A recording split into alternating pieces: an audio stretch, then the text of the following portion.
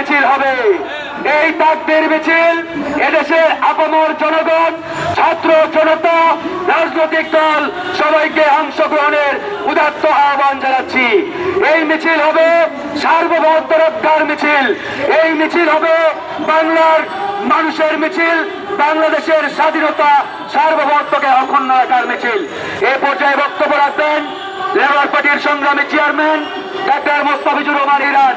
তার বক্তব্যের পরেই আমরা এখান থেকে আজকের মিছিল শুরু করব। ধন্যবাদ।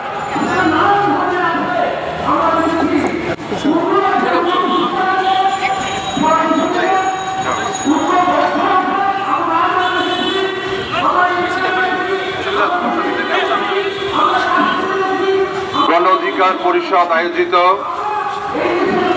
অ্যাডভোকেট সাইফুল ইসলাম আলিম হত্যার প্রতিবাদে আজকের এই মৌন মিছিল পূর্ব সমাবেশের সভাপতি, উপস্থিত গণ অধিকার পরিষদের বিভিন্ন পর্যায়ের নেতৃবৃন্দ, গণ অধিকারের সদস্য সচিব ফারুক হাসান, লেবার পার্টির মহাসচিব খন্দকার মিরাজুল ইসলাম সহ বিভিন্ন পর্যায়ের নেতৃবৃন্দ, সাংবাদিক বন্ধুরা, আসসালামু আলাইকুম ওয়া রাহমাতুল্লাহ।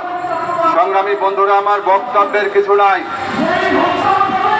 আওয়ামী লীগ বাংলাদেশের কল্যাণে সৃষ্টি করা হয়নি।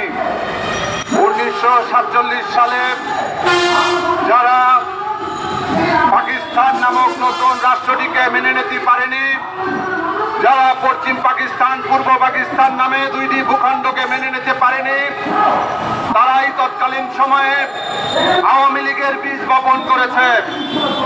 তারা আমরা জানি আজকে ভারতে যারা মুসলমানদেরকে হত্যা করেছে, আজকে যারা গুজরাটে যারা মানুষ মুসলমানদেরকে হত্যা করেছে, মসজিদকে মন্দিরে পরিণত করেছে,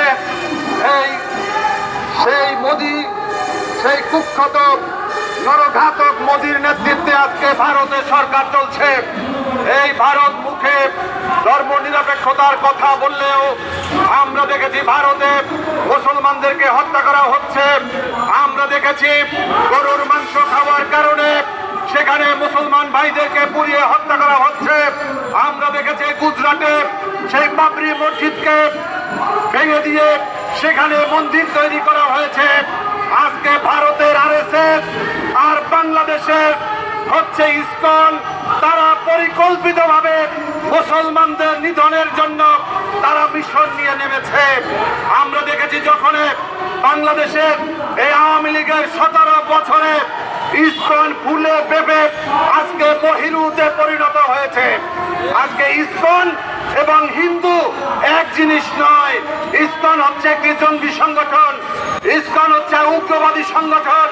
এই উগ্রবাদী ইসকনের বাংলাদেশে কার্যক্রম পরিচালনার কোনো সুযোগ নেই। বন্ধুরা, বাংলাদেশ 1947 সালে ত্রিজাতি তত্ত্বের ভিত্তিতে প্রতিষ্ঠিত হয়েছে। আমরা শুনেছিলাম মৌলানা আব্দুল হামিদ খান ভাসানীর কাছে এই পশ্চিমবঙ্গ আমাদের, আসাম আমাদের, ত্রিপুরা আমাদের, শুধুমাত্র